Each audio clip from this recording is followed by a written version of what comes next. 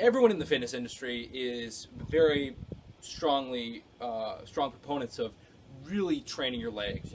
Doing maybe 2 hard, intense leg workouts a week. A lot of squats, a lot of deadlifts, lunges. The whole gambit. Really building the legs with a lot of volume and getting them really strong.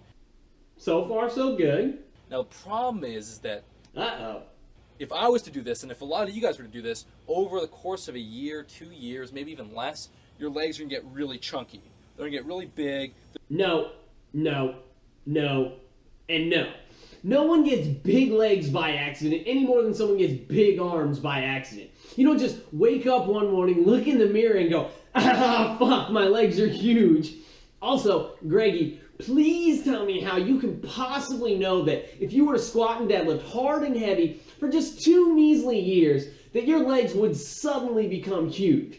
Show me the pictures of you where you accidentally grew huge legs, and maybe I'll believe you. But if you've never had big legs, which is clearly the case, then how the fuck can you possibly know what it takes to build big legs? If you look at my legs right now, they're not small by any means.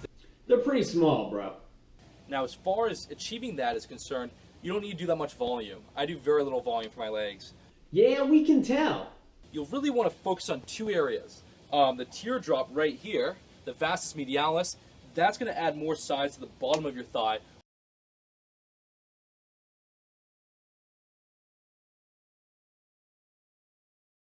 I'm hitting a lot of solid muscle building volume on the teardrop via leg extensions or front foot elevated split squats, or even just some single leg work will help add muscle right here. I've never done a leg extension or a split squat in my life, and my VMOs are literally twice as big as yours. The second component of leg training is you want to build a lot of power and speed.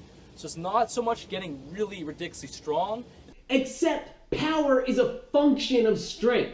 The stronger you are, the more potential you have to develop power. But they're separate qualities and need to be trained as such. And so I like to do single or double pistol squats with a weight and sumo deadlifts, which actually carry over beautifully to sprinting.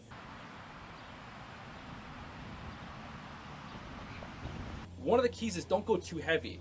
Use a weight you can still explode up with. Because if you're grinding out the rep, it's not going to carry over as well as sprinting. You need to be able to explode up to build that type of strength that will carry over to sprinting and jumping. Again, power and strength are separate qualities. First, you build strength and muscle with heavy weights, then you develop power by moving explosively. And sumo deadlifts and pistol squats are definitely not the way to do it. But you can't combine the 2 ideas into one exercise and expect to get optimal results. One last point I haven't addressed about leg aesthetics is you don't want to add too much size to the outer quad.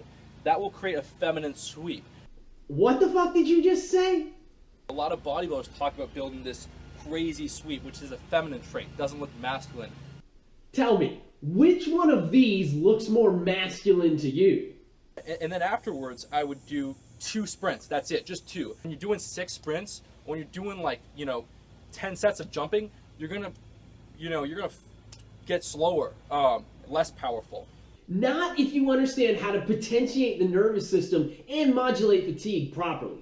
2 sets of sprints and a handful of vertical jumps in a week is simply not enough work to make true gains off of. I actually did 20 sets of short sprints yesterday, and the last set was objectively the fastest one. So this is just incorrect. It's quite technical. When you're doing a running vertical, you want to keep your chest high, you want to come in nice and strong. As you get closer to your jumping spot, you want to take shorter steps. That last step should be very short. This is also incorrect. If a maximal vertical jump is the goal, then the final step, also known as the jump hop, should be the longest step you can fully control.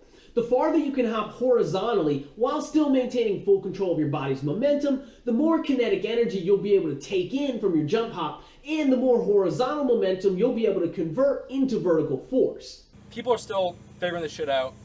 I figured it out, and this is how it's done. I don't mean to sound arrogant. Okay, let's see how your sleek masculine legs compare to my chunky and overdeveloped feminine legs.